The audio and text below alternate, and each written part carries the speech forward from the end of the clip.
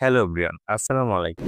আমাদের মধ্যে অনেকে আছে যারা বিভিন্ন ধরনের অ্যাপস বা ওয়েবসাইট ব্যবহার করে থাকি ইংলিশ চর্চা করার জন্য। হয়তো আমরা কিছুদিন ব্যবহার করতে পারি, কিন্তু কিছুদিন ব্যবহার করার পর আমাদের ওয়েবসাইটে পেমেন্ট করতে হয় এবং অ্যাপসেও পেমেন্ট করতে হয়। যার ফলে আমাদের অনলাইনে পার্টনারের সাথে আমাদের ইংরেজি চর্চা হয়ে ওঠে না। তো আজকের এই ভিডিওতে আমি দেখাবো কিভাবে আপনার হাতে থাকা স্মার্টফোনটি ব্যবহার করে আপনি চাইলে খুব সহজেই ঘরে বসে ইংলিশ প্র্যাকটিস করতে পারবেন। তো তাহলে চলুন শুরু করা যাক। আমি যেটা করে থাকি আমি ChatGPT, Gemini এবং DeepSeek ব্যবহার করে আমি আমার হাতে থাকা স্মার্টফোনটি ব্যবহার করে ইংলিশ প্র্যাকটিস করতে পারি। আর আপনি এভাবেই প্র্যাকটিস করে আপনার ইংলিশকে বেসিক টু অ্যাডভান্স লেভেলে নিয়ে যেতে পারবেন। তাহলে এটা কিভাবে করা সম্ভব?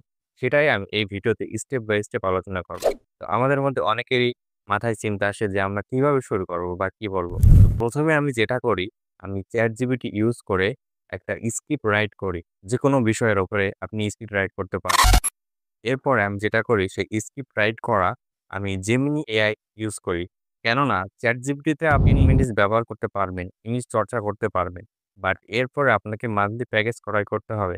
যার ফলে আপনি কন্টিনিউয়াসলি প্র্যাকটিস করতে পারবেন। তো এজন্য আমি এই ChatGPT দিয়ে স্ক্রিপ্ট রাইট করার পরে Gemini AI তে পেস্ট করি এবং পেস্ট করার পর তখন আমি Gemini AI এর মাধ্যমে ইংলিশ চর্চা করি। আমি যে স্ক্রিপ্টটা রাইট করে থাকি সেটা যেকোনো একটা স্মার্টফোনে সেই স্ক্রিপ্ট ওপেন করি এবং সেটা দেখে প্র্যাকটিস করতে থাকি। বা আপনি চাইলে আপনার কম্পিউটারও এই স্ক্রিপ্টটা নিয়ে দেখে ইংলিশ প্র্যাকটিস করতে পারবেন।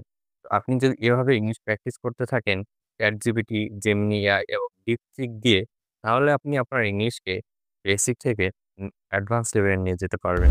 তো আজকের এই ভিডিও এই পর্যন্তই। ধন্যবাদ ভিডিওটি দেখার জন্য।